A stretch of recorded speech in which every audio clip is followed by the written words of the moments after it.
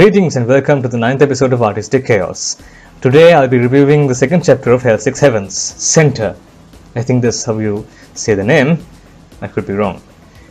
I've done a review on the first chapter. The link to said video is in the description below. Hell's 6 Heavens is a comic by Spex. It's a comic, although it looks like a manga. Now I won't get into an argument with what qualifies as a manga and what qualifies as a comic. I'll just state that Hell's 6 Heavens it resembles a manga, but it's a comic, meaning that it's not drawn by a Japanese artist and it's read from left to right. With that tidbit out of the way, let's get on with the review. So, disclaimer before anything else. Spex, I understand that you worked really hard on this chapter. This video is not to devalue your efforts or berate you as an artist. This video is meant for you to improve and to hopefully rid yourself of the flaws that I mentioned in this video. I also see that you have gotten someone to proofread your chapter, but later on I noticed some spelling and grammar mistakes. So I'll be mentioning that in the review as well. I took down some notes, so yeah, we'll get to that when we get to that. Again, these are not facts, these are my opinions, personal thoughts and suggestions. You are free to disregard them as you see fit. With that in mind, let us proceed. So before reading the chapter, this chapter is read from left to right, as I mentioned earlier. You could have mentioned this before the chapter begins, because you told that to me in a personal chat. So you can't do that to all the readers. Now you can go back and change the description of the album, but no one really actually reads the description of an album. It sucks, but it's how it is. So yeah, before reading the chapter, I suggest adding another page, also like mentioning that comic is read from left to right, especially regarding the fact that in the earlier one, the chapter was read from right to left. So yeah, change like that should be mentioned before the chapter itself.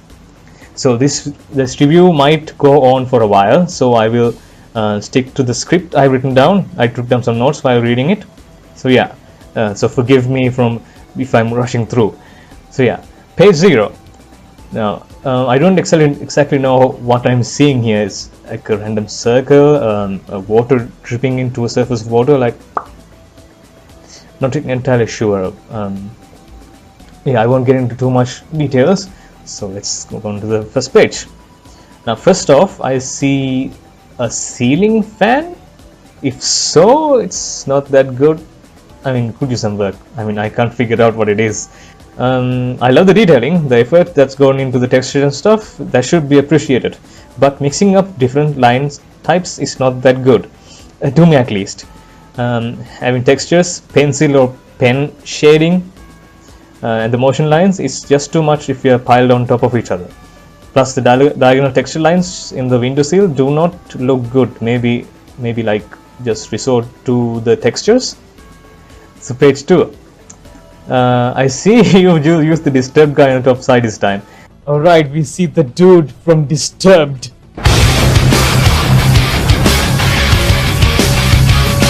It looks cool, but for someone who's read the earlier chapter, it looks super obvious. Like, did you leave that place blank in the first draft and decide to put something else afterwards? It looks good. The whole title just jumps out at you. But I think it would have been better if you gave a little bit more prominence to the chapter title. I mean, it's literally in the title's shadow, unless that was intentional. Even so, I think the chapter title should be given more prominence in the chapter cover page. Now, I love the intense look on her face. However, the hand looks a bit broken. Like, suggest working on the hand anatomy more, especially in the thumb area. And yeah, and kudos for adding an effect to the word bubble. I don't see that very often, like a dripping one. So yeah, page 3. So, and not a good choice of paneling over here. And I'm guessing Olivia standing in the doorway right next to the lamp. But since there's a clear vertical line right next to her, earlier at first glance I thought it was actually another panel, that she was in another panel and the other one was there. So the two panels I thought were 3 panels. So yeah, I think it would have worked better if you added the door frame itself right next to Olivia on the other side, or it's something with the angle so as to not give the impression that it's another panel.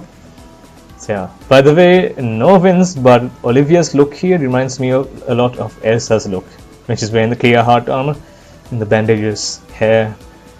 I'm not sure of the Olivia's color scheme, but it should look different. But yeah, you don't want to piss off any fairy tale fans. Yeah. So page 4.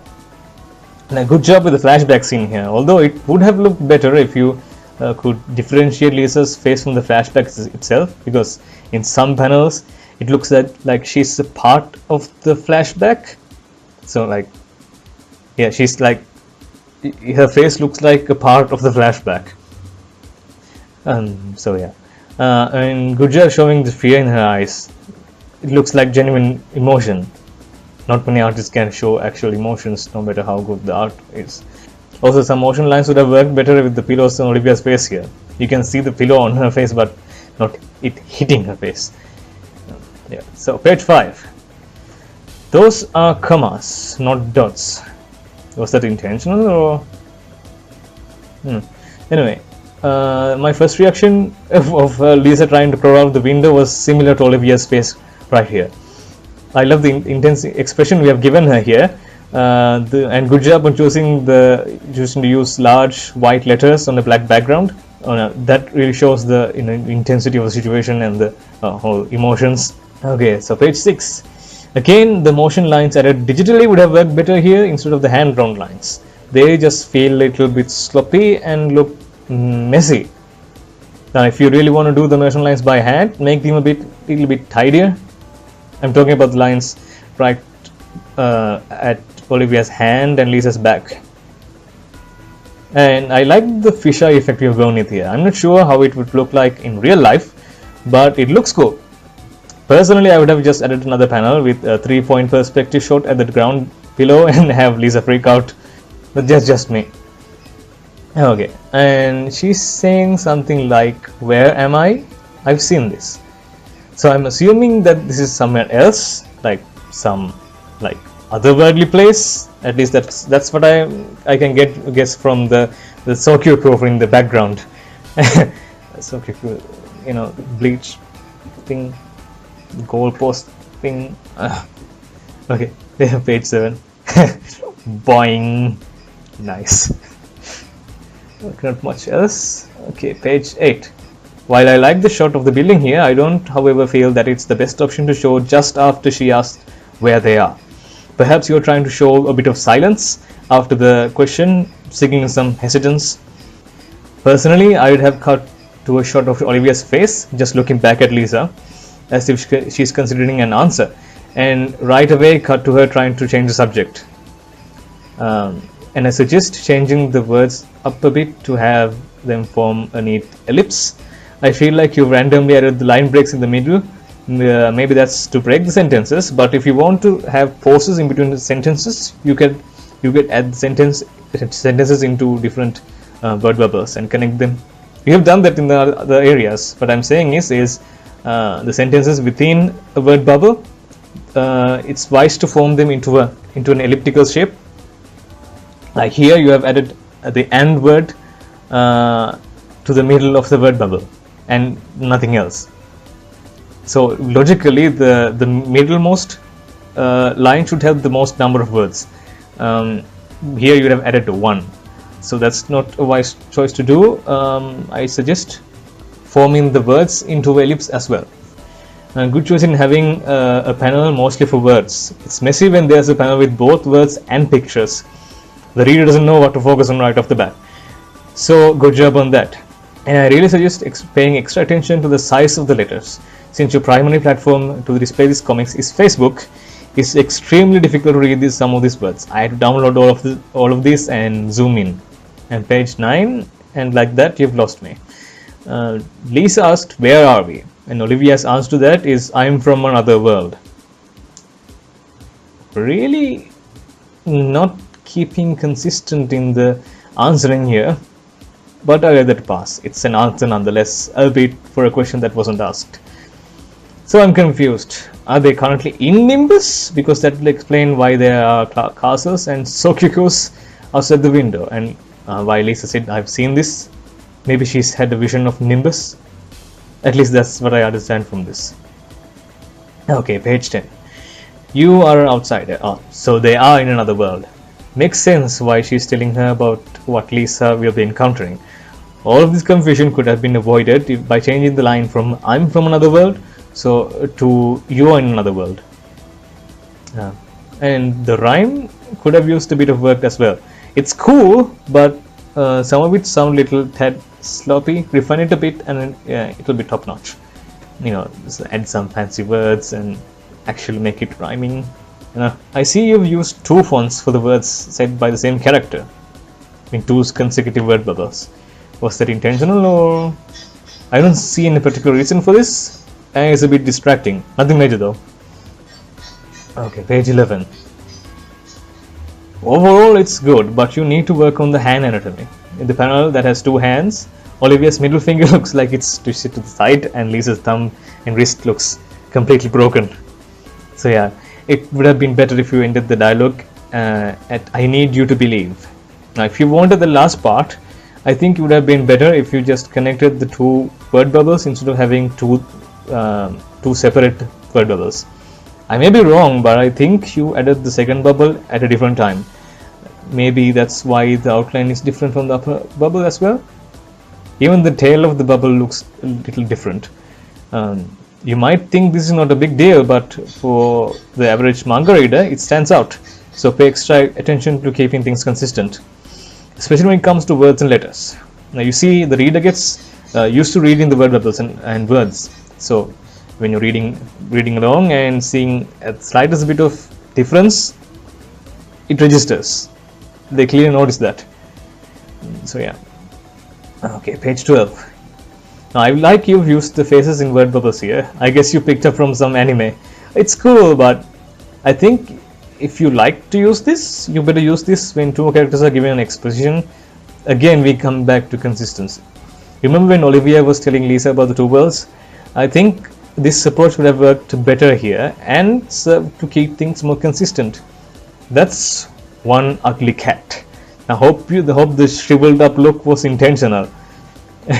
Again, here you should have spent some attention to the font size. It's very difficult to read on Facebook. Now, if you need to tell everything in the word bubble, maybe consider reducing the word count. There are ways to say something using fewer words, just for the sake of saving of space and to keep the letters reasonably large enough so as not to impede the reader's ability to read the thing. Olivia's expression in the middle panel, it feels a bit out of place, but Lisa's is just spot on, showing just the one surprised eye was a good idea. And the letters, too small. I get it, you wanted to make them look like she's muttering them under her breath, but they're barely visible. When it comes to Facebook, of course. Okay, moving on to page 13. Body proportions. Her head looks way out of proportion in the first panel. And the blur effect, while clever, could have been done better. I am guessing you intend to give the impression of a hot shower, correct? Steam? Okay, so page 14. Your Highness. I can't help but feel like she's calling her that unironically. As in, she's actually of royal blood in Nimbus. This would have made a decent, or rather indecent, fan service episode in an anime. Okay, page 15. Now, I don't understand this page very well. Okay, we see some bent over the fridge. Okay, and there's some kind of weapon on the wall. But Olivia doesn't notice the light of the fridge. I mean, if the lights are off, the light of the fridge should be even more evident, don't you think? Now also, talking about the weapon, why is she noticing that for the first time? I mean, she has lived there before. Why is she acting like she's seeing it for the first time? And her expression in the last panel does not show much of a surprise at all. So yeah, that's a little strange. Okay, page 16. You went a little overboard with the whimsical whirling with this one, didn't you? And she's like, look at my hair. It's like a shampoo commercial. But I like the highlights in here, at least in the first panel. They look a bit sloppy in the second one. The lines don't look that smooth. And I'm guessing that's the guy's glasses. It's a bit hard to make out, what with the messy hair and all. I would have done a side-by-side shot, like with half of each person's eye, like this, a diagonal section, as if to show they're making eye contact. Also, the person's glasses should have been shown to be gleaming, like of the light of the fridge, while keeping the background dark. You can have the gleaming in the glasses to give him a more prominent look, give him a more ominous look. That's just my thoughts. I just think most of the panels in this page were used carelessly and needlessly. Page 17, and now I have nightmares. Thanks. Again, needless panels. I feel like you're just trying to pad out the page count. I need to stop treating comics like movies. So yeah, moving on to page 18. Not a fan of the flashy here. I mean, it looks cool, but not only is the tip of the blade not invisible enough to recognize that it's the blade, the shine of the blade looks a little bit half-hearted. I see this looking up to reference to an actual blade or a knife, like shining flash out on it. Okay, now this is a bit of a problem I have with newbie artists. Now, if you want to give fan service, commit to it. Like, either you give the fan service or you don't. Now, this is clearly either supposed to be an upskirt shot or a shot of Olivia Generous behind, but we get neither. You seem to have given her the Kim Kardashian treatment. That's the curves go way out of the frame, meaning she'd have to have a huge set of buns. So moving on to page 19, a little confusion here. Does she actually cut the straw off of his hand? If so, there's no real indication of movement here, at least none that I can see. From what I saw earlier, she was holding what resembled a katana, a Japanese sword, but here we see a diamond-shaped cross-section, something not seen in katanas. Also not a fan of the angle. I'm sure there were better ways of showing off a sword-to-face scene. Like, you don't actually see the actual blade perfectly in line with the camera. Again, I feel like the last 6 panels were wasted space. Not entirely sure what you were intending to do with these 6 panels. Okay, and then page 20. Okay, that had me burst out laughing the first time I saw the panel. So, good job on that. However, I feel that you gave up on your body proportions after this shot. The size of her hands and the length of her arms seems way off. Same goes for the guy's arms as well. And for some reason, the guy reminds me of you. I'm talking to Spex. Did you base this character on yourself? And it's a common thing to do, seeing as I've done it myself in my comic. I have a reaction, and his clueless look after that. Does he think his reaction was like a proper reaction? That's what I'm getting. Okay, and the last panel, not the best move to combine those 2 word bubbles. Word bubbles should only be combined if the dialogue inside them were delivered by the same person. If not, it leads to a confused mess. It's okay here since you can see the 2 people clearly separate. So, page 21. I love how we can only see half of Lisa's face here. I love how it shows that she's small, but I can't really figure out what their faces are showing in the last 8 panels. I can't tell clearly how the upper 4 are different from the lower 4. I mean, they are different, but why? What's the purpose of showing those? Moving on to page 22, did she just stab him through the neck? Because the first time I was watching this, that's the first impression I got from this. Now I'm assuming that she's trying to tackle him, or maybe just keep the sword to his neck. You should really work on your action sequences. Companion. Yeah, proofreading and spell checking is more than a polite suggestion at this point. Okay, so moving on to page 23. Again, Dom. If that wasn't intentional, you need to spell check your stuff. And when mentioning numbers, I think using letters instead of numbers when talking about things less than 10, like 2, 3, use the letters actual, t.a.t.u, things like that, instead of 2. Just a personal thought. Now, I think it would be better if you use the panel to give the creak of the door instead of just having within asterisks.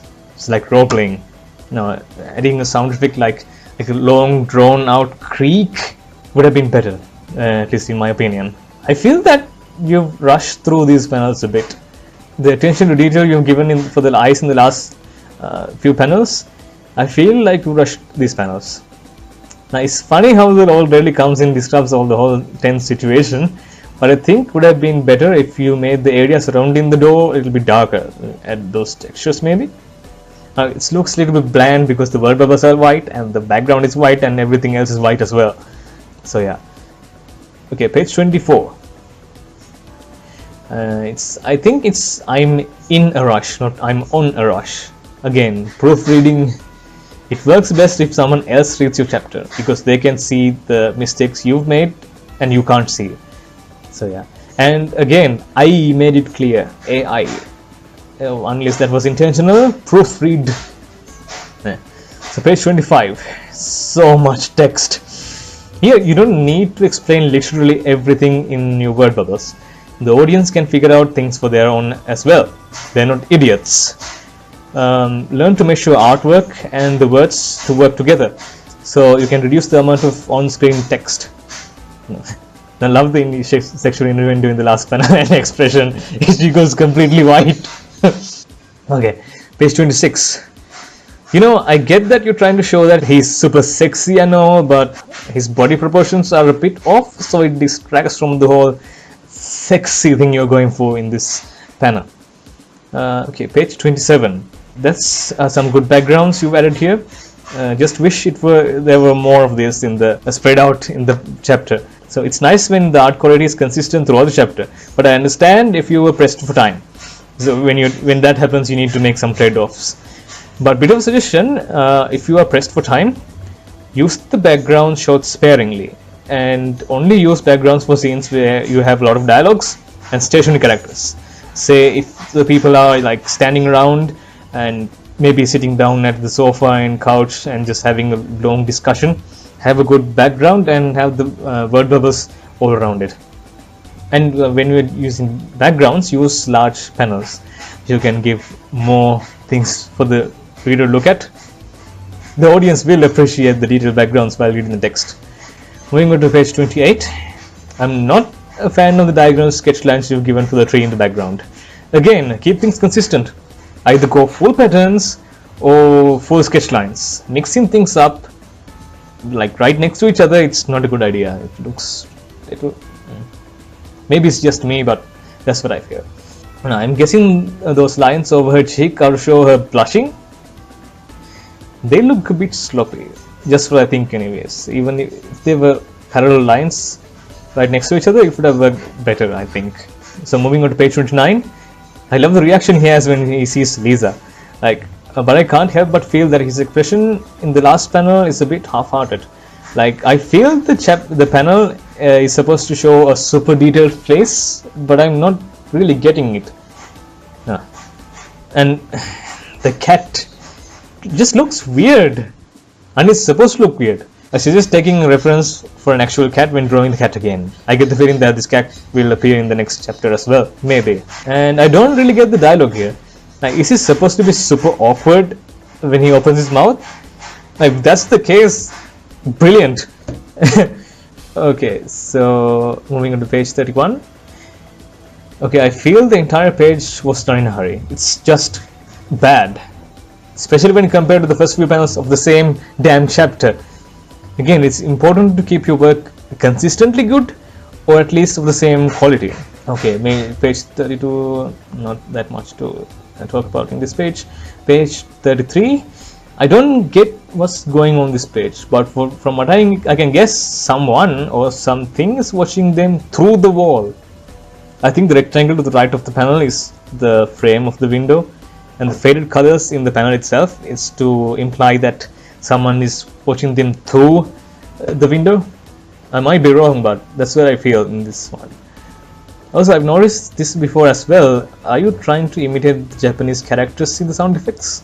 Characters as in actual letters, the Japanese letters? I mean, it's cool, but I hope you do it better in the future than this, because I can't really see any letters unless I'm mistaking actual debris into the two Japanese characters.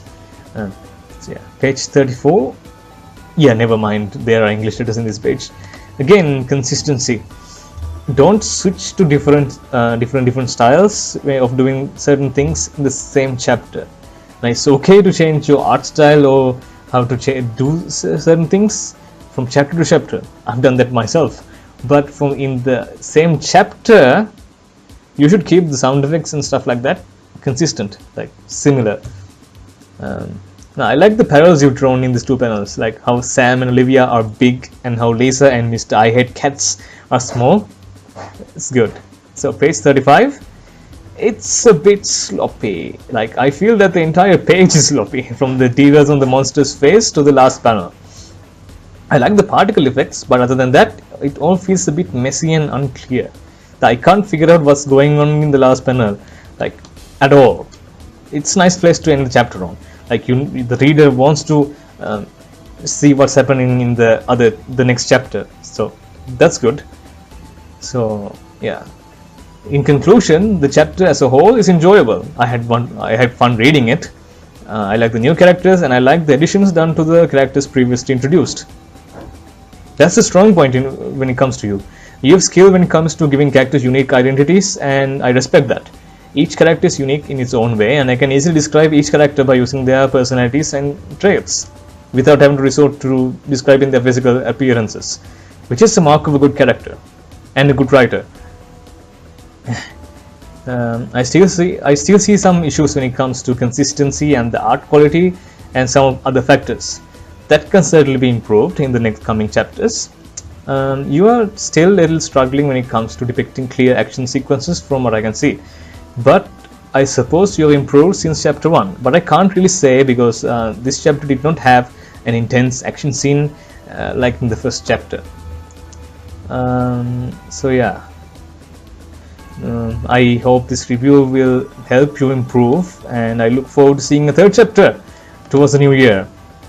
Good luck, and thank you for watching.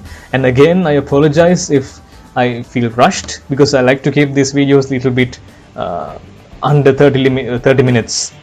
So yeah, well, I'll see you in the next video, hopefully. Until then, goodbye.